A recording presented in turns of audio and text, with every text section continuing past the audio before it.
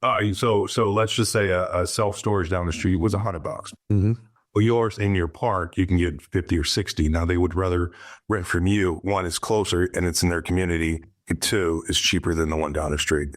So there's definitely other ways to maximize profits and revenue in mobile home parks. You're listening to Kerry Lutz's Financial Survival Network, where you get valuable information you just can't find anywhere else.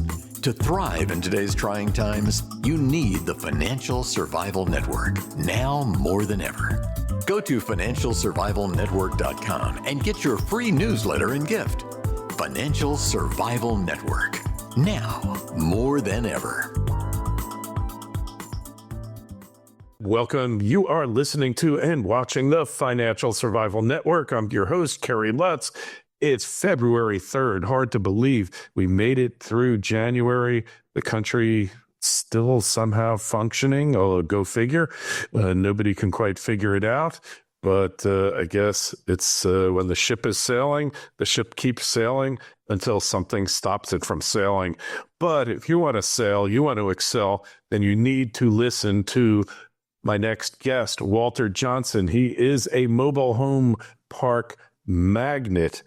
And Walter, it's great to have you on the show. You know, you've been in real estate. You retired when you were 27.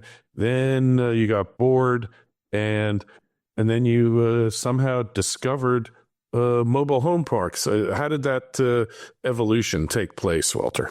Well, yeah. Well, I guess the retirement part, right? So I had friends that when I was living in Denver, and they had 9-to-5s. I lived in this high rise on the 19th floor, beautiful view, and they went to work from their 9-to-5s, and I stayed home, and I was just drinking a bottle of wine every day, waiting for our friends to get home. So that gets boring after a while. Either you can get back to work or become an alcoholic, right? So yeah, I just chose to get back to work, right? 27's too young to retire, man. Let's face it. Come on.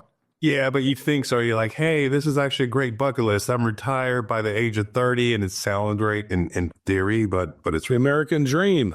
Yeah, exactly. I don't think that's the American dream. So I think I'll keep working until I expire. Nightmare is a nightmare, man. For sure. The key is not to retire at 27. It's to be able to retire at 27, right? Yes, and keep going. Absolutely. Yeah.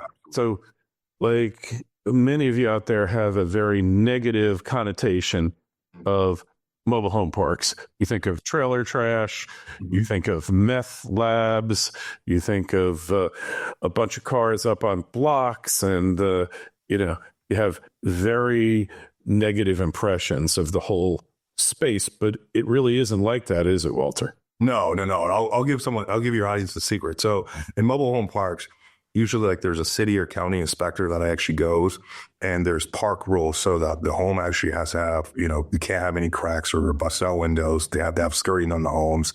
They have to keep their homes in a certain condition. If not, then you can't bring in new homes and actually sell them, because the city or county inspector goes and says, well, this park is not up to our standards. Therefore, you have to get it up to our standards to be able to bring in new homes. So they really regulate them. And I think when you actually go into a park, you'll look at it and say, yeah, this is actually relatively clean. And I like that idea versus just buying a house in some random subdivision and you can't control the subdivision. Right. So, and then it becomes a question of, like, who your tenants are, or how do you work it? Do they they purchase a trailer from you and rent the space? Absolutely. Yes. Yep. And we do our same background checks. Same credit checks, same income verification. So we do the same, I would say, really similar to, let's say, apartment building or a single family rental. What's the average cash flow on this type of deal?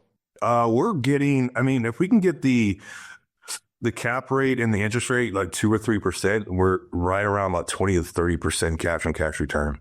And that's what we look for. Which is nice.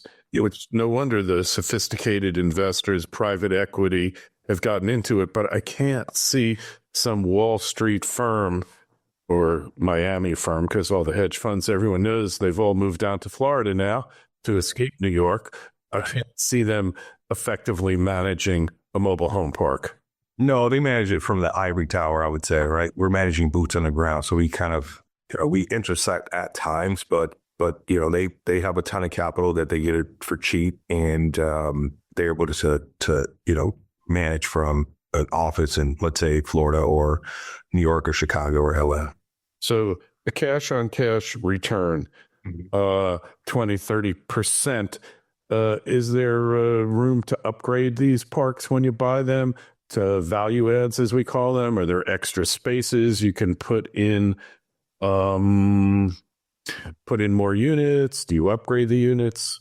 Yeah, upgrade, put in more homes. If you have vacant houses or vacant lots that don't really fit a home, someone can use that for storage, or you can put self-storages, right? So self-storage is actually a great asset. But if you actually have some extra land in a mobile home park, you can put a mini storage on there and actually charge $50-$60 a month and compete with the self-storage down the street. Very cool. And so I'm sorry, how much did you say they bring in a month on average? So let's just say a self-storage down the street was $100. Mm-hmm. Well, yours in your park, you can get 50 or 60. Now, they would rather rent from you. One, is closer and it's in their community. And two, is cheaper than the one down the street. So there's definitely other ways to maximize profits and revenue in mobile home parks. Interesting. So what's the biggest drawback to this space? The biggest drawback, what I'm facing, is that it's not. I mean, you will make money, but you're of course, nothing's for free, I guess, in life, right? So you're still working hard to find deals. You're still working hard to bring in new homes. So there's still work. So even though you're actually making money, I wouldn't say it's passive. I would say it's proactive investment. Right. So when you're getting into this, when you buy a park, are you buying it for cash? Can you finance these things?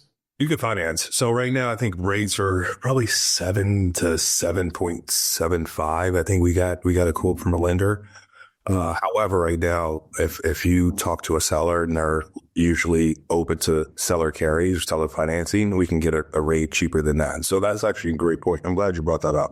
Because if you actually buy a park, and it's an ACAP, right? So ACAP, but then you can actually have the seller finance it for 6%, and especially if it's gray, 6% interest only, then you're actually doing really well, double digits returns. Now, if you decrease expenses and raise the rents, now you're at, you're above 20% cash on cash return.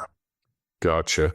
And all right, so what are the red flags when you look at a trailer community and say, I better pass this one by?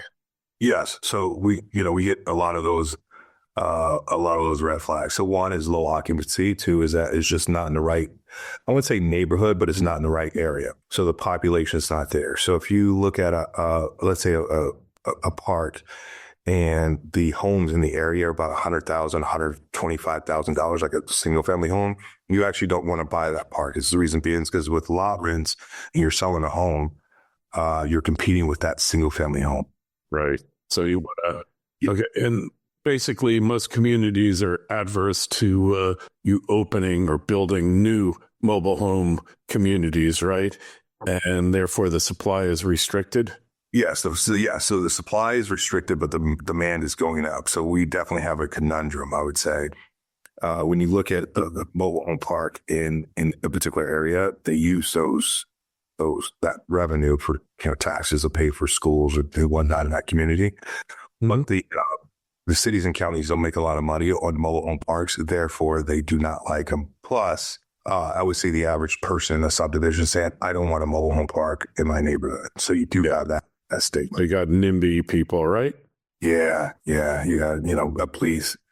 Anyone building new ones? There's a few, but I haven't met a lot, and I don't know a lot of them that said, hey, here's actually a plot of land. We're going to build a mobile home park, and actually was successful. It takes years. Maybe you could do it in Alaska or something, or some remote area with something like that, right? Towards the good old boy system, like a handshake. You could probably build 10, homes in that particular park, but it takes years. And by the time you build those 10 and you see the time you spent in and the income you're generating, you might as well buy one that's already existing and cash what they want. Right. All right. Well, hey, anything else you want to tell us about this opportunity? Yeah, I think for your audience and your listeners, I think you mentioned something in the beginning of this in the segment that the private equity companies and these big wigs are coming in and buying parks. That is true, but there's still opportunity for your listeners or just people in general to actually buy mobile home parks and actually have I would say a stable cash flow compared to, I think it's even better in apartment buildings and single family homes.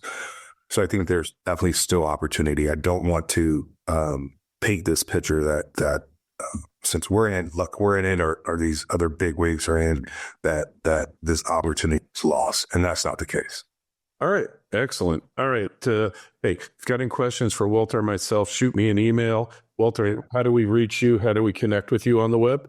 Yeah. Reach out to me. So you can email me, walter@sonoscapital.com, or give me a call in my office, 480-674-2035.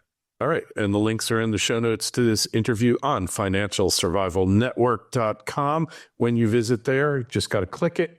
And I would just ask that when you stop by, you opt in for our free newsletter like over 67,000 other FSN members have.